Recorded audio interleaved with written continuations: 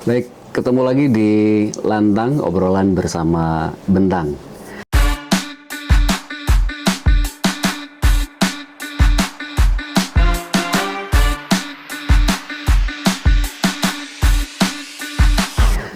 Buku ini termasuk buku yang cukup klasik ya, meskipun belum terlalu tua begitu dari sisi durasi atau karya ketika buku ini ditulis. Saya perlihatkan judulnya Animal Farm, ditulis oleh George Orwell. Kurang lebih ditulis sekitar setelah Perang Dunia Kedua selesai ya. Jadi ini sekitar tahun 1945. Nah, apa yang menarik dari buku ini? Pertama, buku ini diterjemahkan oleh salah seorang guru besar di sastra bahasa Indonesia, Pak Badi Sumanto ya. Beliau sangat piawai menerjemahkan, sehingga ini salah satu buku Animal Farm yang ada di pasar buku Indonesia saat ini yang memiliki terjemahan yang menurut saya tentu saja paling baik ya. Nah, Orwell sendiri menulis lebih dari satu buku tentu saja. Bentang sudah menerbitkan beberapa di antaranya.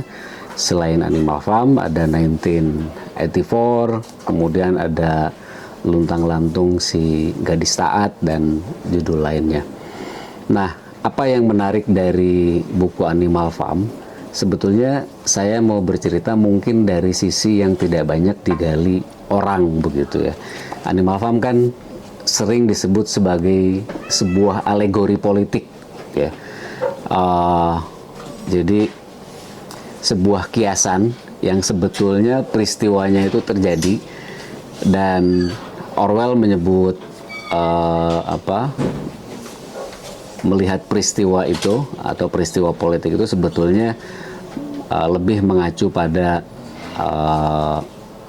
Uni Soviet ketika itu ya. Jadi kalau kita bicara tokoh-tokoh, di dalamnya ada Oud Major ya, kemudian ada Napoleon ya, kemudian ada Snowball, ada Squealers dan lain-lain. Itu sebetulnya alegori-alegori yang dia coba kiaskan pada kurang lebih tokoh-tokoh nyatanya itu ada di Soviet. Nah, saya ingin melihat satu tokoh yang menurut saya cukup menarik, yaitu Squealer. Squealer ini adalah salah satu seekor mungkin ya, karena kan Oud Major, Snowball, Napoleon maupun Squealer ini kan sebetulnya babi kan. Jadi salah seekor babi yang menjadi mesin propaganda Napoleon. Nah, saya mau hubungkan dengan ada salah satu buku yang menarik lagi.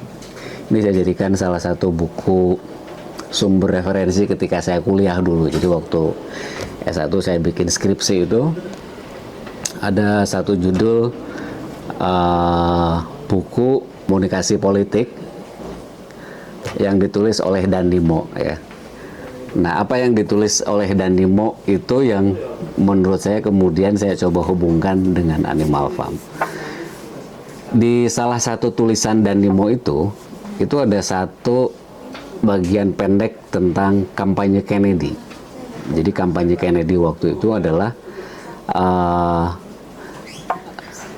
dia bersama rombongannya, ada kameramen tentu, media ketika itu, dan ada kelas pekerja ya, dan dicontohkan oleh Dan Nimo bagaimana Kennedy itu secara luas bergabung, ngobrol ya, membangun hubungan yang akrab dengan kelas pekerja.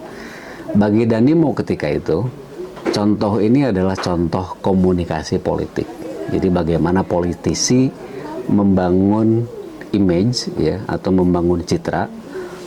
Kita kemudian, kalau sekarang kan kita sebut sebagai sebuah pencitraan. Tentu saja ada hasil-hasil yang ingin dicapai oleh Kennedy ketika itu adalah bagaimana dia cukup dekat dengan kelas pekerja ya, bagaimana dia cukup dekat dengan konstituennya ya. Kalau dalam bahasa politik Indonesia itu kira-kira Kennedy ini mencerminkan rakyat jelata Nah, kita tahu siapa pemimpin yang melakukan pencitraan seperti itu. Dan berhasil, gitu. Kennedy terpilih sebagai presiden. Nah, di Animal Farm kita akan melihat mesin propaganda yang sama, ya, yang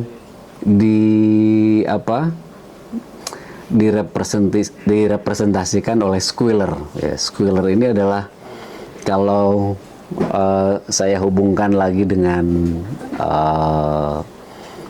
situasi lain yang berbeda, ya, kita ambil saja misalnya ada salah satu menteri propaganda Jerman yang sangat terkenal ketika itu. Kita bicara Jerman, tentu saja kita bicara Nazi ketika itu, yang bernama Joseph Goebbels, ya. Nah, siapa dia itu? Dia adalah salah satu menteri propaganda yang boleh dibilang fenomenal, ya. Dan kenapa disebut fenomenal? Karena kepiawaiannya, keahliannya untuk bisa menghipnotis audiens atau massa.